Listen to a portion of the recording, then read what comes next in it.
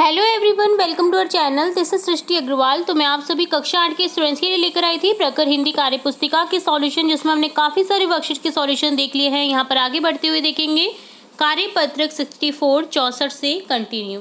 तो स्टार्ट करेंगे सबसे पहले कार्यपत्रक 64 वर्कशीट 64 के सॉल्यूशन से।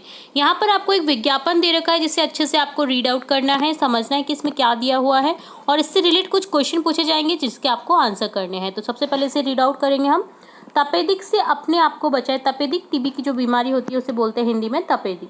तपेदिक टीबी के लक्षण क्या होते हैं? 3 हफ्ते या उससे अधिक समय तक अगर खांसी हो रही है, हल्का बुखार जो शाम को बढ़ जाए, बिना ज्ञात के वजन घटना, बिना ज्ञात कारण के शरीर में कमजोरी आना, ग्रंथियों का बढ़ जाना। यह एक जानलेवा बीमारी है, पर एक अच्छी खबर है कि डार्ट्स द्वारा टीबी यानी तपेदिक पूरी तरह ठीक हो सकती है। यदि तपेदिक है तो तुरंत जांच करवाएं। सरकारी अस्पतालों और स्वास्थ्य केंद्रों में जांच मुफ्त होती है। तो ये भी आपको जानकारी होनी चाहिए कि तपेदिक की जांच मुफ्त होती है। आप अपनी तपेदिक की जांच करा सकते हैं और डार्ट्स द्वारा जो इस बीमारी को पूरी तरह से ठीक किया जा सकता है, तो आप ठीक करा सकते हैं। तो देखिए यहाँ पर देखिए पिक्चर भी दे रखा है कि किस तरह से लंग्स में कोशिकाएं जो हैं वो किस तरह से इससे जो है इसकी जो लक्षण हैं वो आपको यहाँ पर दिखाए गए हैं कि किस तरह से इफेक्ट होती है। राष्ट्रीय तपेदिक नियंत्रण संगठन नई दिल्ली भारत द्वारा ये विज्ञापन जारी हुआ है। तो अब क्वेश्चन है, इस विज्ञापन में हमें किस रोग से सचेत रहने का संदेश दिया गया है? यह विज्ञापन हमें तपेदिक रोग से सचेत रहने का संदेश दे रहा है। किसी भी व्यक्ति को तपेदिक यानी टीबी हो जाने पर उसमें कौन कौन से लक्षण दिखाई देने लगते हैं? 3 हफ्ते या उससे अधिक समय तक खांसी आना, हल्का बुखार आना, बिना कारण वजन घटना, शरीर में कमजोरी आना और ग्रंथियों का बढ़ जाना। विज्ञापन में चिड़िया क्या अच्छी खबर दे रही है? अच्छी खबर यह है कि डार्ट्स द्वारा टीबी यानी तपेदिक पूरी तरह ठीक हो सकती है। तुरंत जांच करवाएं, जो कि सरकारी अस्पतालों में मुफ्त होती है। यदि आपके किसी परिचित को टीबी हो जाए तो आप क्या करेंगे? उसको हम डार्ट्स की जानकारी देंगे व मुफ्त जांच के बारे में बताएंगे। तो ये डन होता है कार्यपत्रक 64 64 का सॉल्यूशन। इसी तरह हम आगे देखेंगे कार्यपत्रक 65 का सॉल्यूशन, जिसमें एक सूचना पट्ट पर लिखी सूचना को हमें समझना है, पढ़ना है और इससे किस तरह से क्वेश्चन पूछे जा रहे हैं, तो इससे रिलेट जो क्वेश्चन है उनके आपको आंसर करना है। तो सबसे पहले इसे रीड आउट करेंगे।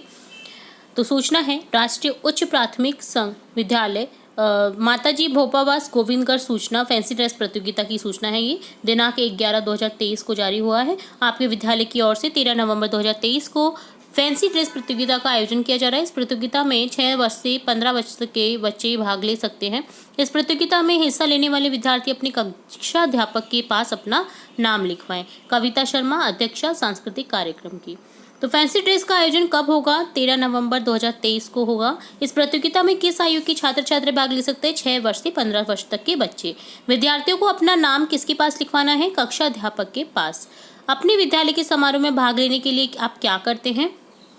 तो ये आपको खुद से आंसर देना है कि हमें अपने कक्षा अध्यापक या कक्षा नायक को अपना नाम लिखवाते हैं एवं तैयारी करते हैं उससे संबंधित। विद्यालय की समारोह व्यवस्था में आप क्या क्या करना पसंद करेंगे? सजावट में सहयोग करेंगे, सांस्कृतिक कार्यक्रम की तैयारी करेंगे। तो अगर आप सहयोग करेंगे टीचर्स का, तो जो आपके विद्यालय का फंक्शन है वो बहुत ही अच्छा होगा। तो आपको जरूर से हेल्प करनी चाहिए अपने टीचर्स की विद्यालय को आगे बढ़ाने के लिए। तो ये डन होता है कार्यपत्रक 65 का सॉल्यूशन, 65 का सॉल्यूशन। अब देखेंगे आकलन पत्रक 11 का सॉल्यूशन। इससे पहले के सभी आकलन पत्रक के सॉल्यूशन हमने देख लिए हैं। तो अगर आपने किसी कारणवश कोई भी वीडियो मिस कर दिया तो आप हमारी चैनल की प्लेलिस्ट से चेकआउट कर सकते हैं। निम्नलिखित कहानी को पढ़कर दिए गए प्रश्नों के उत्तर दीजिए। यहाँ पर आपको एक कहानी दे रखी है, इसे रीड आउट करना है और इससे रिलेट कुछ क्वेश्चन पूछे जाएंगे जिसके आपको आंसर करना है। एक राजा था, उसने एक बंदर से बहुत प्यार था।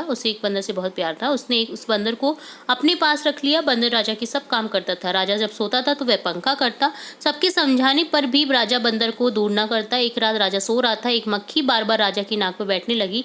बंदर को मक्खी पर बहुत क्रोध आया। बंदर ने तलवार उठाई और मक्खी को मारने ही वाला था कि अचानक पहरेदार ने देख लिया। वह दौड़कर आया, बंदर से तलवार छीन ली। आवाज सुनकर राजा की नींद टूट गई। सारी बात पता चलने पर राजा ने बंदर को जंगल में छुड़वा दिया। अगर पहरेदार ने नहीं देखा होता तो हो सकता है कि उस तलवार से राजा की मृत्यु भी हो जाती। तो अब देखेंगे क्वेश्चन आंसर। बंदर ने तलवार उठाई मक्खी को मारने के लिए। पहरेदार बंदर से तलवार नहीं छीनता तो राजा की नाक काट देता, क्योंकि नाक पर बैठी थी मक्खी। बंदर का समानार्थी नहीं है कपि, मरकट। देखो कपि कपिल से जो है शब्द कपि, ये कपि बंदर का समानार्थी है। मरकट भी है, वानर भी है। मनु नहीं है, मनु मनुष्य का होता है, ठीक है।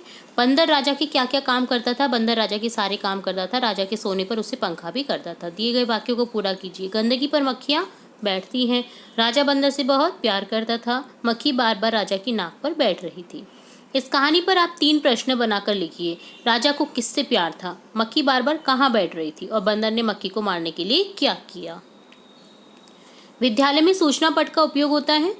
तो विद्यालय की सूचना प्रसारित करने के लिए, चित्र बनाने के लिए, कक्षा कार्य करने के लिए, सभी कार्य के लिए। तो विद्यालय की सूचना प्रसारित करने के लिए, इससे पहले हमने देखा सूचना पट पर किस तरह से जानकारी दी गई थी फैंसी ड्रेस प्रतियोगिता की। तो इसी तरह से एक सूचना पट पर आपको जानकारी दी जाती है जो भी आगामी प्रोग्राम होने वाले होते हैं विद्यालय में, उसकी। आप घर पर कौन कौन से कार्य करते हैं लिखिए। हम घर पर सफाई का कार्य करते हैं, बाजार से सामान लाते हैं, अपने कपड़े धोते हैं, वो प्रेस करते हैं। यदि आपके किसी परिचित को टीबी हो जाए तो आप क्या करेंगे? तो टीबी से संबंधित आपने एक विज्ञापन देखा था इसी वीडियो में, वर्कशीट में। तो अगर हमारे किसी भी परिचित को टीबी हो जाता है तो हम डार्ट्स के बारे में उसे बताएंगे। सरकारी अस्पताल में मुफ्त जांच कराने को कहेंगे, जो कि मुफ्त होती है। समास विग्रह कीजिए। आपको समास को विग्रह करना है, समास को अलग करना है। राधा कृष्ण, तो ये है द्वंद्व समास। राधा और कृष्ण हो जाएगा जिसका। द्वंद्व समास की विशेषता होती है जिसमें योजक चिन्ह लगा रहता है, ठीक है। तिराहा, 3 राहों का समूह। द्विगु समास, द्विगु समास की विशेषता होती है कि उसके किसी भी शब्द में आगे आपको गिनती यानी काउंटिंग जो है आपकी वो देखने को मिलेगी। जैसे चौराया, तिराया, इसी तरह से चतुर्भुज, है ना। तो इस तरह से आप देख सकते हैं। तो ये डन होता है